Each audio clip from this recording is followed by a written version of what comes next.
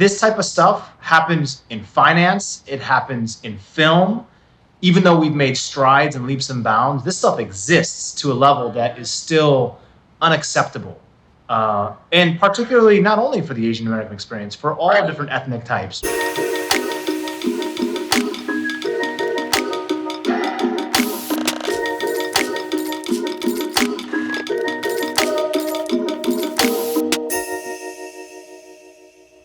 You know, it's interesting, like being an immigrant, I always had such passions for performing and comedy at a young age. But to be honest, the lack of representation made it seem like it was a gamble, like it was too risky to, dive fully into that kind of career.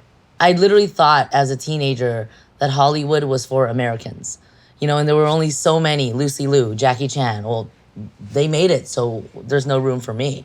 I'm curious, like, if y'all felt that same thing when it came to sports. I saw some diversity, even growing up in figure skating, but yes, not anything near where we would like it to be. And, I remember the first Asian American national champion, U.S. national champion was Tiffany Chin in figure skating, and that was the early 80s. So she was a huge idol of mine, and I definitely feel that her being Asian American was that connection for me. What about you, Apolo? Like, what was your whole perception of, Asians in sports growing up? It was limited, right? I grew up in the Seattle area. I didn't look full-blooded Asian because I'm not. I'm half Japanese. My father came from Japan to the country, and I don't think that he ever had any plans for me to become an athlete, but because I had so much energy growing up, there was like no other option.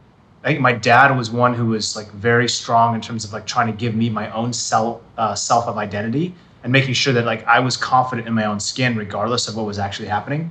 Kristi, did your parents have like plans for you? And then share like, I'm assuming your parents weren't like, oh, she's gonna go and be an actress. I was probably about junior high age when that focus of, okay, I'm putting all of my energy, my focus into training and skating and trying to see how far this can take me. And, I think education, of course, was very important. And as long as I kept my grades up and, that was fine. And, it was always said, okay, well, you're going to focus on skating now, but school is always there for you. Yeah, I don't think they ever imagined that, I could ever make a career out of skating. Oh, my goodness. Yeah, but it's never a guarantee, right? I mean, right. You can get injured at any point or, whatever. Or I can just all of a sudden just not be so good.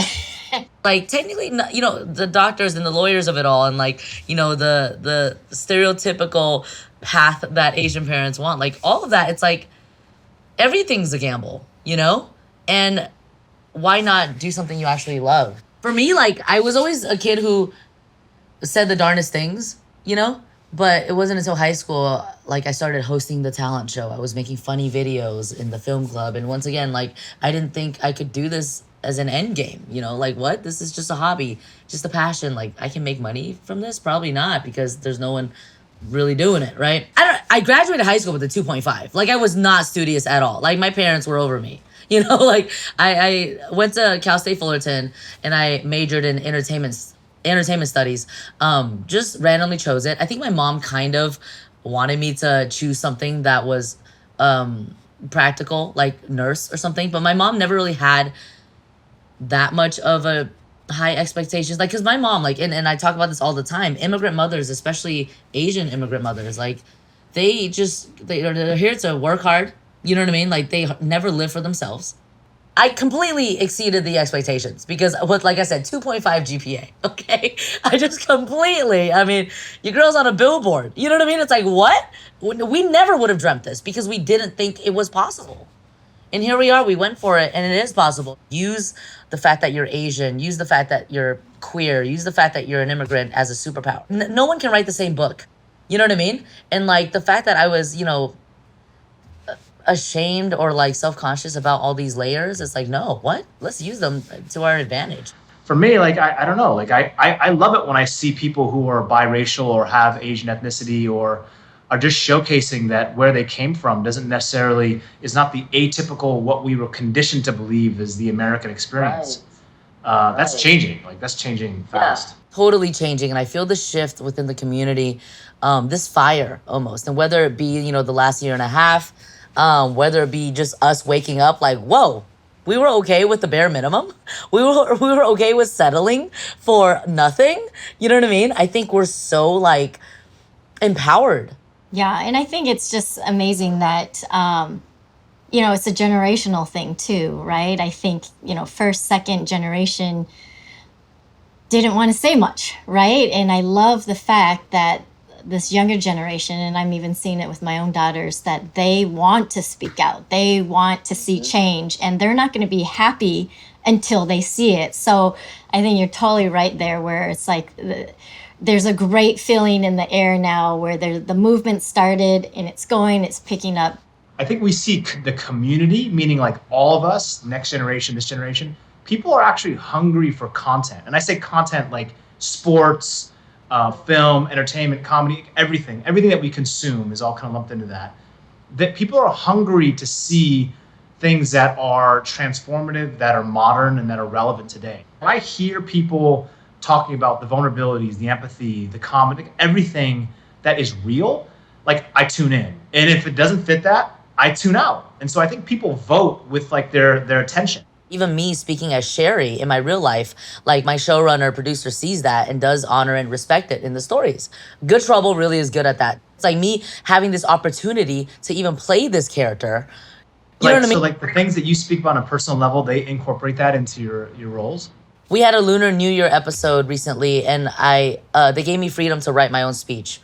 I throw this Lunar New Year party, and like in this speech, like I was emotional. It was this speech about, sticking to your traditions, yet trying to be American, and which is something we all battle with.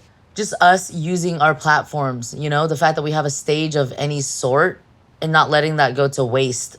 I remember the day that the Atlanta shooting happened that night, I was just so devastated, calling my mom in tears. My mom has a small Asian business, and all of us were thinking it could have been them. You know what I mean?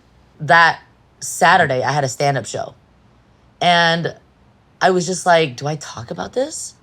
Well, the guy who books the Laugh Factory, he asked me to host, to set the tone. I ended up talking about it in a way that worked. And I'm pretty sure half the people in the audience didn't even know about the Atlanta shooting, And like the good ones hopefully went to Google it after. We have to re-educate, and we have to break the mold of what the previous conditioning was, because, some of these people are they've been conditioned for so long. A friend and I were at this like get together with like some random friend, and this person, effectively, long story short, had made some comments around my friend, because my friend is full-blood Asian, and that was like the first time I'd ever actually even seen that. And I was almost, like when we hear about individuals and people who have racial incidents that happen to them, and they talk about this like paralysis that happens, like, dude, I was like paralyzed. And like theoretically, like if I could rewind that, normally, like if I was telling someone I was hearing that story, I would say, dude, I would have stuck up for that person. I would have said something. But in that moment, I was so much in shock that this was actually happening. And this was like maybe 2016 or something, or 15. And I was like, wait, like this stuff happens still? I was in shock. So I can empathize with people who maybe face this challenge often, right? And so like there's still like this undertone that exists that needs to be washed away and wiped away. And again, it doesn't go from the top down, right? It doesn't start from the top. It starts from the bottom up, because there's more people. So like it doesn't matter what's happening at the White House or at the government level, people have power, right? You got 350 million, 380 million Americans. If 300 million people collectively decide to say, we no longer find these actions or situations to be acceptable, the people writing those laws, those enacted officials by us, have to make changes. But the challenge is creating the chain that is so strong, no one falters, right? When they do that, it's like from Spartan, the movie 300. No one moves, right? That collective strength is very powerful, but it takes the individual might to do it in a unified experience. Just in, once again, the last year and a half, we see the power of the people, you know, and we are the people. And like, I feel you on that though, the whole paralysis, like you're just so shook that that just happened. Like, yeah, you're right. In a hypothetical scenario, or like I would have pushed him, I would have, you know, I would have done all these things. I would have, all right, give me this. You know what I mean? I couldn't But- sleep. I couldn't sleep properly for like 2 weeks after that because of like this like significant guilt that existed in my psyche. Is like, dude, like why did you not say something to this guy like right away? I always talk about, you know, just we have to speak up even if there's no witnesses. That's the whole thing. It's like to have conversations when it's not recorded. You know, some vandalism took place at a school in our district, and it was racially motivated.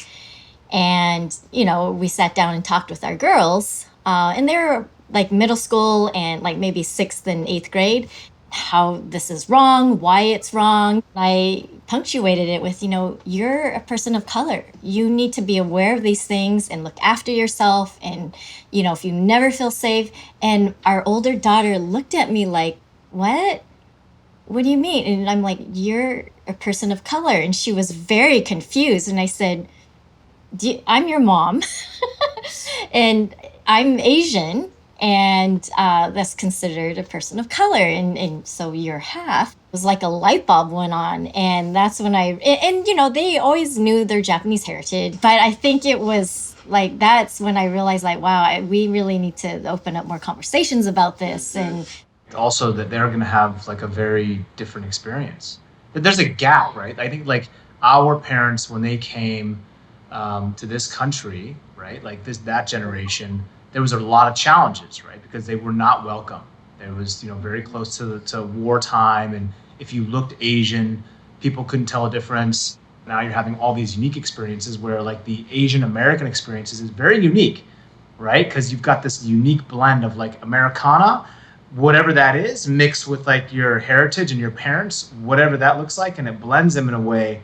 And these things did not exist for a long time. And if they were very muted, right? They were very, very muted, and they weren't celebrated in a way that we gather and corral around our champions today. Regardless of whether they falter or not, like those serve as, I think, pillars of what the next generation is. Now we are seeing more and more of it, which is, I mean, it's all we've ever wanted. The wokeness, if you will, like it's slowly taking over, which is really cool. Super nice to chat with you, Kristi, and Sherry. Thank you for sharing. I think it's awesome to see both of you thrive. The more that we can showcase and show people the world that these are our experiences in the AAPI community, I think collectively the voice becomes stronger, it becomes bigger. So it just takes all of us to lock arms. Yeah, the feeling is mutual, first and foremost. You are so inspiring, and just your resilience, your strength, and your voice. I'm just so grateful for this conversation that's powerful and necessary. absolutely. So well said, both of you. I why do I have to follow all of that? But I too appreciate this opportunity to have this conversation with both of you. And, you know, Apolo, you're a lot younger than me, but I've always looked up to you, and I've always been inspired by the things that you've represented, not just in sport, but beyond that. And Sherry, you know, I won't be surprised if you actually are changing policy and are a politician someday, because you are a leader, and you have that air that when you speak, people will listen. So thank you both. I honestly have chills. Like, coming from you, that means the world, and thank you. Okay. Okay, bye. Bye. I miss you already. Mwah, love y'all. Thank you. Bye.